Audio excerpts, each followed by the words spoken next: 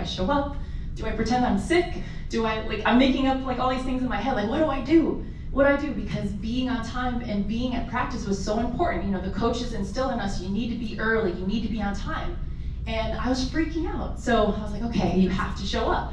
So I get to practice, and the whole tennis program is there, men and women, girls and boys, the coaches. And because I got there around like 6:10, they look at me and they know that I'm late. So instead of, you know, and this is really embarrassing, so you're like, you're late because they do attendance. So what happens is the whole tennis program has to do suicides. So you guys know what suicides are? You're familiar? Running back and forth, yeah. So, but I don't have to do the suicides. They're like, Danielle, you're gonna watch everybody do these suicides because you're late. And I was like, like imagine you're 12 years old, super embarrassing, and everybody's running because of you. And in this moment, I was like, I'm never gonna be late again, ever. And like literally, this has changed my life. And we'll talk about, you know, some of the key reasons why. But, you know, the bad news is this was extremely embarrassing for me. And as a 12-year-old, this was probably the most like traumatizing moment I've ever had. But it was a moment that taught me so much. And literally it taught a lesson to every other kid that was there, because they're like, I don't want to be late and have to make everybody else run because of me. But the good news is, literally, being on time and being early, and then I really commend a lot of the girls in the room who were here 10, 15 minutes before this talk actually began, because when you're in rooms early, you meet people that you may not have met if you weren't there. You're open to opportunity that you may not have because you're early. And so many things in life are just about being in the right place at the right time.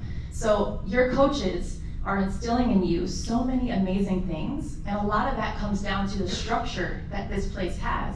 And those are things that now you may not understand why they're doing these things, but they carry over into so many areas of your life. And I can give you a multitude of different examples as to why. It's amazing that it carries over. But I want everybody to take a moment though, and just think for a second, you know, imagine. And then everybody should have a paper and a pen, so go ahead and grab your paper and pen. And I want you guys to all think about yourselves, like envision for a second, close your eyes, envision. You are 30 years old or 29 years old, you're successful. You've reached all the goals that you've had for yourself. You're doing exactly what you want. You're either, you know, playing professional tennis, living this big life, or you're successful in business, or maybe you own your own company. You're already like where you want to be. What advice would you give your adolescent self today? What advice would you write down for yourself so that you can be who you want to be in the future? And take a moment and go ahead and write that down. Write that down for me. Because what I want you guys to do with this, go ahead and write it down. I want you to leverage that advice throughout this year. You guys are going to be faced with different obstacles and different adversity throughout the year. And this advice that you write down for yourself, you can remember that and really tap into that. So take a moment and write that down.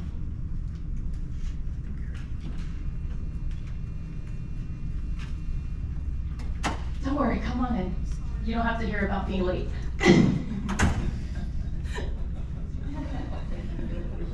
But actually, they communicated to me. That's good point. They did. So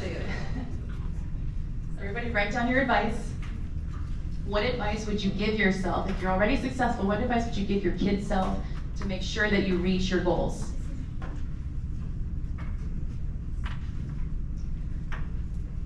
Once you wrote it down, does anybody feel comfortable sharing their advice?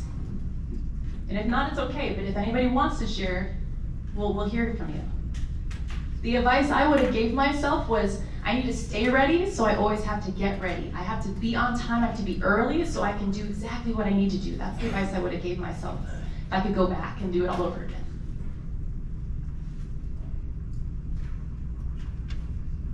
All right, does anybody want to share what they have? You? Well, before you go, give us your name. My name's Lexi. I could always be early, give 110% at everything, and don't be pulled down by other people. I love that advice. Give a round of applause for Lexi for sharing that awesome advice. I love that you said give 110% at everything, because that can apply to your school, that can apply to your practice, that can apply to everything, your friendships. That's amazing. Does anybody else want to share? Just one other person? If not, it's okay. Okay, I'll pass it over to you. Tell us your name and your advice. Hi, I'm Izzy, and I just said, like, enjoy your last year. Just, like, don't worry about things that you can't control, because those things will happen themselves. Thank you. Give a round of applause for Lizzie. That's amazing advice. You said one of my favorite phrases, which is, focus on what you can control, because literally that's the only thing that you can control is what you can focus on. It's amazing. That's amazing advice. All right, ladies, what I want to share next is a couple of pictures, a couple of memories, and me very skinny, very young. But why I put these pictures on the screen here is to really kind of transport us back into the early 2000s when I was here at IMG Academy and when I trained here, and